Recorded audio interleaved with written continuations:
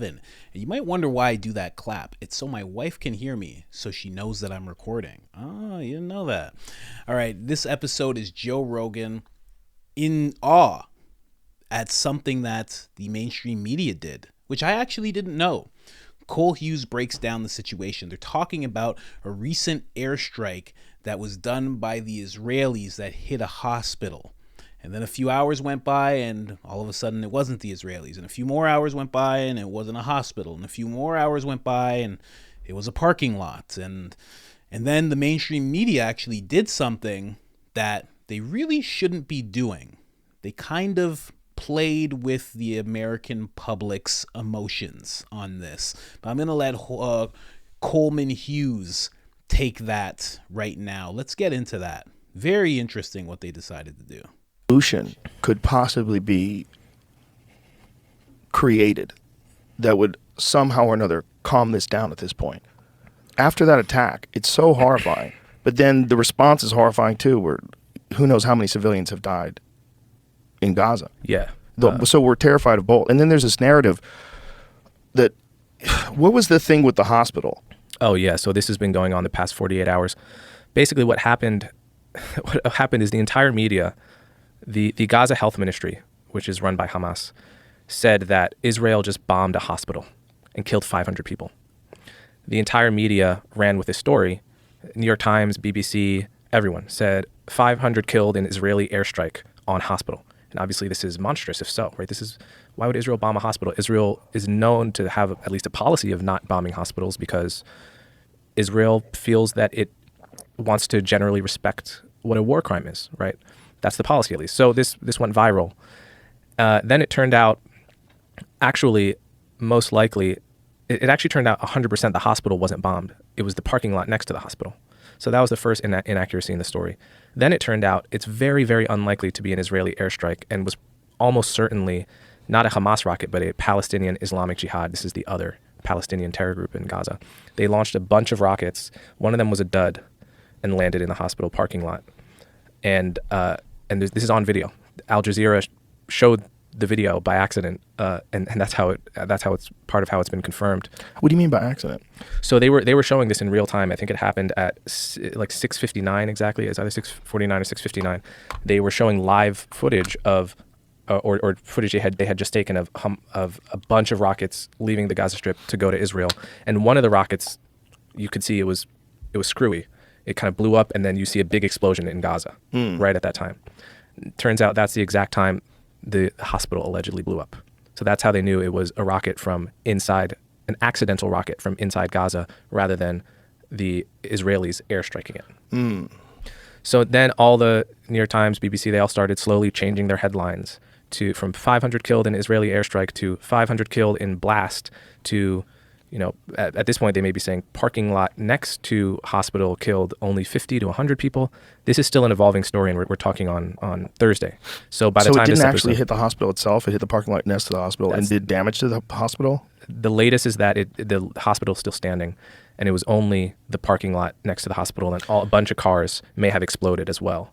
So that's the latest, because they have pictures now. The next day they took pictures, and the hospital's there. I thought they had photos of the hospital that was bombed out. The New York Times, when they reported it first, they showed a picture of a different place in Gaza that was destroyed by an Israeli airstrike, not the hospital. Oh my God. Yeah. So this is now, I think there's an emerging consensus that it was a parking lot, probably not 500 people, probably more like 50 or 100, which is, again, tragic. Every life is tragic. But that basically the legacy media took Hamas's word as fact and then has had to backpedal. Did you see the Babylon Bees joke about that? What did they say? See if you can find it. Babylon Bees. Still can't say X page. Yeah, I know. Still Twitter. I'm right at that point where I'm transitioning to saying X without saying former Twitter. I just keep saying Twitter. It's Twitter. Sorry, Elon. He really has an obsession with X. Well, also, it's like, are are you sending an X or are you sending a tweet? Everyone says he tweeted. Yeah. You don't say he X'd. It just doesn't sound right. Yeah, it doesn't make sense. But he can do whatever the fuck he wants. Yeah, that's true. So what was the Babylon Bees? The Babylon Bees had a funny thing about the New York Times and Hamas. There's something from 2 hours ago. But I don't know. I saw it on my Instagram earlier today when I was embarrassed to be looking at my Instagram. Why embarrassed? I'm tired of it. I get stop being connected. My new phone has no apps on it. Oh, yeah. So this New York Times patiently awaiting Zoom call from Hamas to see what they should print today. Yeah, so this is about the hospital. Yeah. That is the Babylon Bee. Thank God they exist, because they're great. like they disprove the idea that it's only left-wing people that are funny. Yeah. That is not true. The Yeah. Babylon Bee they out-onion the Onion often. Yep. They're amazing. They're much better than the Onion used to be great. Still is good. They still knock it out of the park every now and again, but Yeah. they're young, progressive liberals constrained by a certain ideology that doesn't allow them to poke fun at certain things. You know how much fun they could have, like the trans issue? They can't touch it. They can't touch it. Yeah. Rachel Levy, they can't touch it. Leave it alone. Get out of there. It's too hot. But you asked earlier, what is the solution to this? Yes. Look, I mean, we're not going to solve the Middle East here, but if I'm Israel right now, I'm thinking we have to destroy Hamas. The same way when we were bombed during Pearl Harbor, nobody thought, well, what's the diplomatic solution to Japan? We thought, these people want to destroy us. We have to destroy them, right? There are some situations that can be resolved at the negotiating table, but there are others that have to be resolved through war because one side is committed to the destruction of the other. And you can only get to the negotiating table when you've retaliated militarily, Yeah. That's terrifying. That's a terrifying thought. What do you think of what was the latest pro-Hamas, pro-Palestine protest? There's been so many of them. Yeah, that are all over. They had to shut down Columbia University, my alma mater. There's been a lot of them, yeah. And what are they saying? Like, what is their main perspective on this?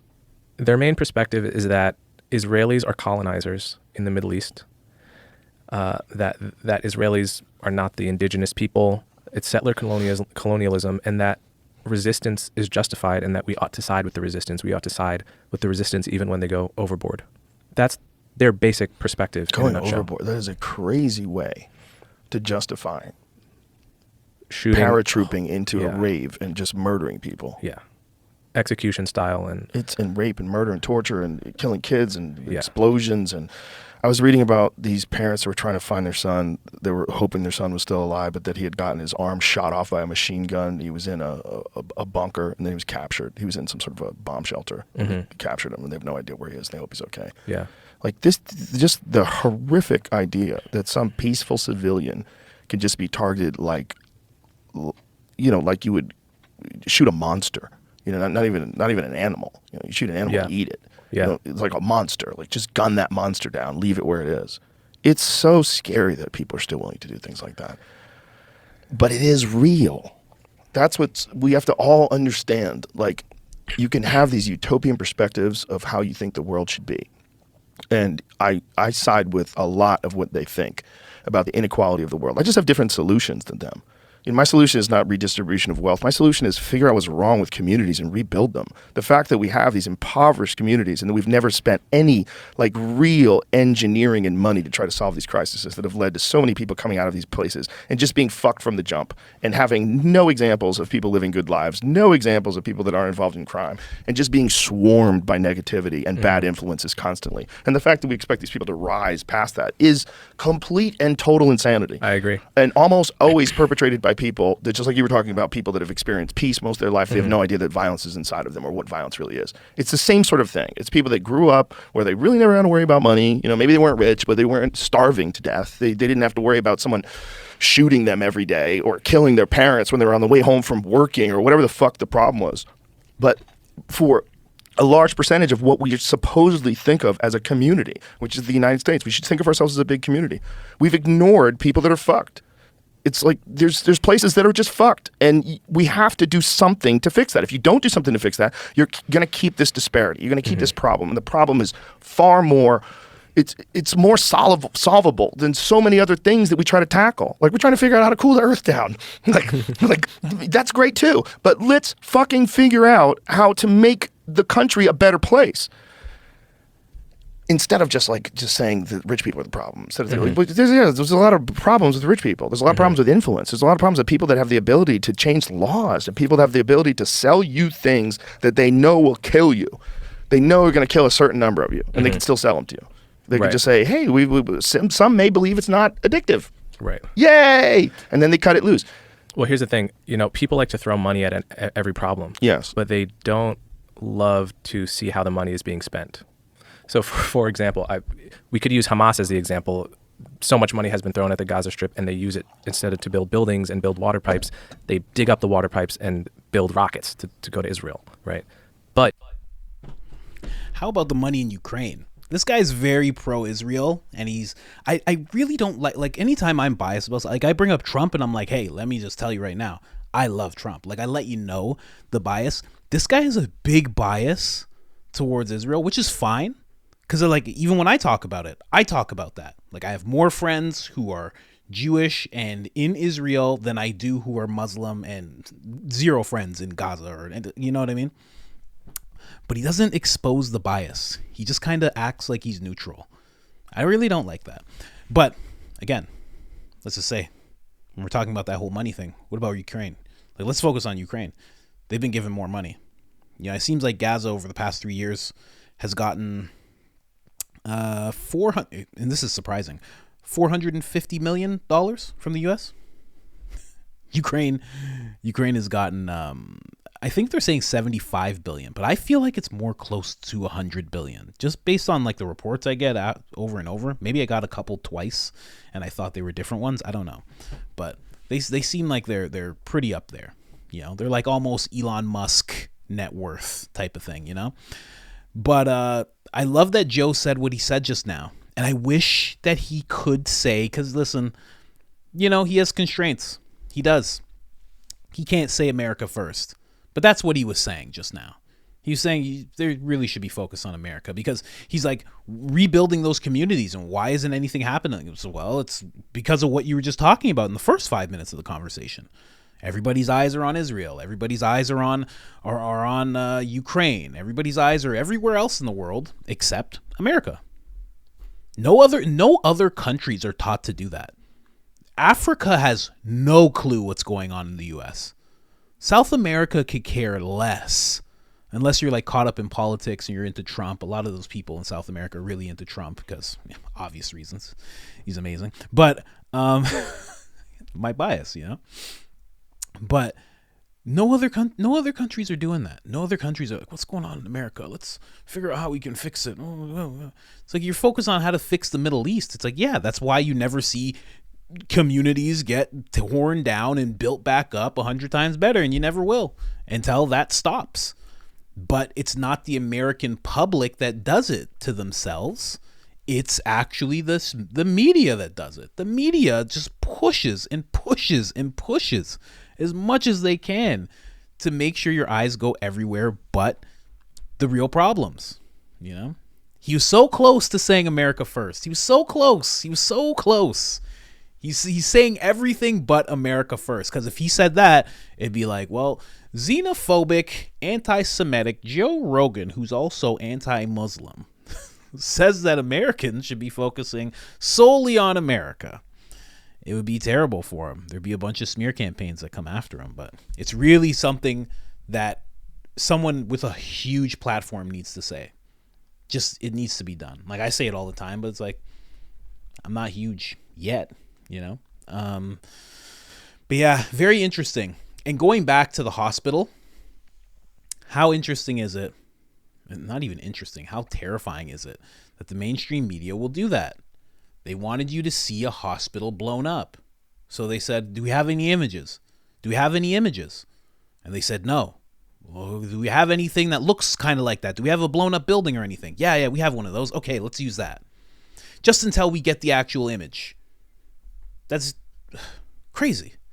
It's crazy that they can do that. It's crazy that they can show people that and pass it off as that. It's so wild. And it's odd that all of these very left, maybe it's not odd, but I feel like it's a little odd that all these very left-leaning liberal outlets are really focused on, and it's not bad. It's not a bad thing to be pro-Palestine and pro the innocent people there. No government officials or outlets are coming forward saying that they're supporting Hamas. Everybody knows not to do that because that's like the terror organization. But it's odd that they're all, again, The whole unison thing, it's very interesting to me to see a bunch of left-leaning outlets all get really up about being pro-Palestine, to see a bunch of Republican politicians, not even the outlets, some outlets, but the politicians getting real pro-Israel and pro-war. It's very odd. And just a second ago, when it came to Ukraine, these Republican politicians were anti-sending the aid and staying out of that conflict, and the media, like, it seems like they're all just working together. That's what it really seems like to me. Like, they're all just working together and just pushing Americans to just look in places that, honestly, and I hate to sound heartless, don't concern them. I was talking with a friend of mine who is Israeli, is an Israeli background. He's Jewish. We grew up together, and he's like, and we actually had a differing of opinion. I was like, send money to Israel if you want, but fix things in America first. And he was like, no. He's like, whether or not things are fixed here, whether or not things are fixed, do not send money to Israel. And I was like, oh, okay. I'm like, okay, let me hear you out. You know, he was saying exactly what Ben Shapiro was saying years ago. Ben Shapiro has drifted away from this point. He was saying Israel can take care of Israel's self. They have the capability. They got the forces. They can do what they have to do. They just have to stop being told to have restraint, which, yeah, makes sense. But you tell somebody not to have restraint, then they're gonna blow up citizens. It's just what's gonna happen. But again, I enjoy this guy Cole. This guy Cole, he's pretty good. I do feel like, and I don't know, correct me if I'm wrong, but maybe you feel it too. I kind of feel like a mainstream media vibe from him. Kind of makes sense. I mean, he was a columnist. He does write articles for a lot of even left-leaning mainstream media outlets. I don't know if he's still actively doing that, but he just has this feel to him where I'm just like, I oddly feel like it's scripted. But it's not. He's talking to Joe Rogan. There's no teleprompter or anything. But it feels like these are talking points that he's had again and again and again.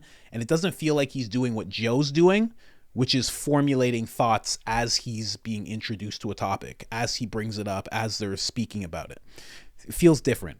It feels like everything he has to say, these are like prepared things. Like, oh, we're talking about Israel. Here's my Israel points that I have. Oh, we're talking about this. Here are my points to say that. Don't like it, but at the same time, do like the fact that he is very informative.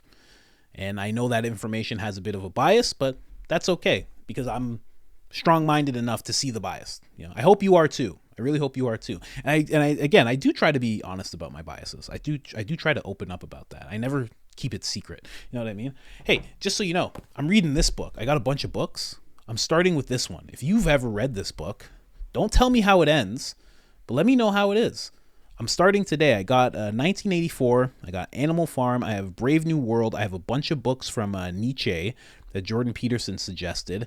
And yeah, I'm gonna get into some stuff. But other than that, guys, thank you so much for watching. You already know what I'm going to do. I'm going to pull up the store real quick. This is IamCoachColin.com. Get your Public Enemy #1 shirts. They are spectacular and much needed. Get the shirt that shows that you stood tall during the pandemic, and get the shirt that really calls out mainstream media for what it is. Mainstream news brainwashing citizens. And other than that, guys, I am out. Subscribe, like, peace.